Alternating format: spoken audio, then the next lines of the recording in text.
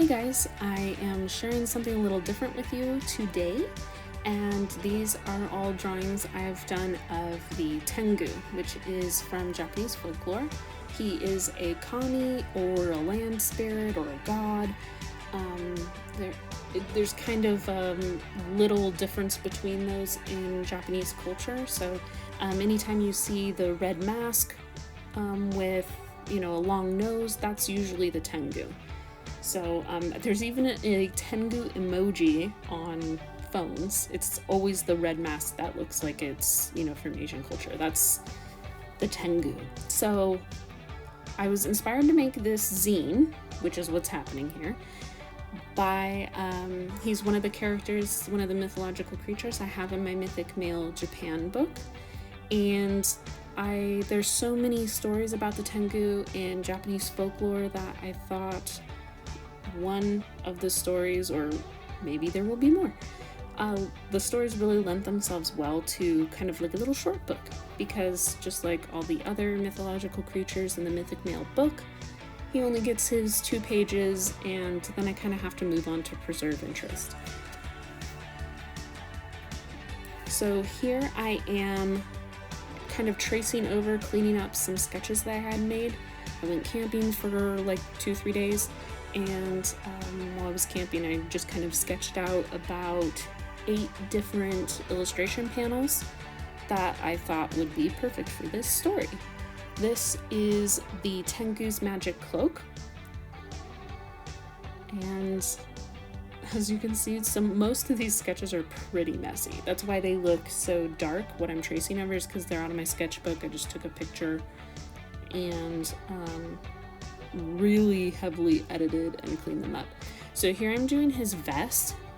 The Tengu likes to mimic Buddhist monks and Shinto monks. I think in Japan, Buddhism and Shinto are very closely intertwined with one another. So while there is a huge difference between the 2 religions, I think their history just kind of pushes them together in a lot of instances. So he dresses in a manner that resembles a Buddhist monk, and each of the little pom-poms on his vest represent a different Buddhist tenet. And in some folklore he has 6 on his vest, and in some folklore he has 8. So I couldn't really tell that there was a big difference in the storytelling based on how many pom-poms he had. So I just gave him 6 in the final illustrations to kind of simplify the pictures themselves.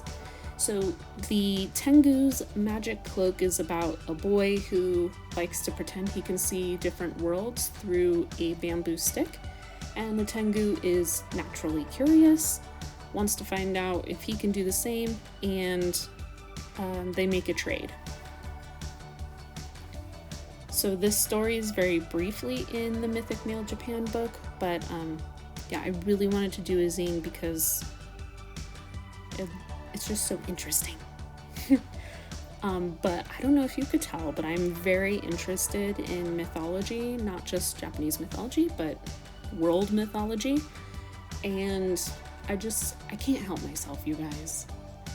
So between Mythic Male monthly subscription letters and the Mythic Male book, I don't know, I find that I'm very passionate about creating things with kind of a mythological edge, so I'm just going to kind of keep going with what I'm doing just because I like it. And was the whole point of me starting Ursa Inc. to begin with, was to start creating more art that I enjoy making and I enjoy looking at. So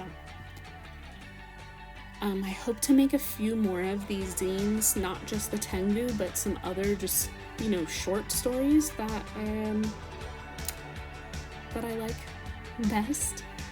So I would also really like to make one about trolls and, Norwegian and Swedish cultural things. I wanted to make one on compass masks from Germany and Switzerland and all kinds of things. So keep a lookout, and thanks for watching, guys.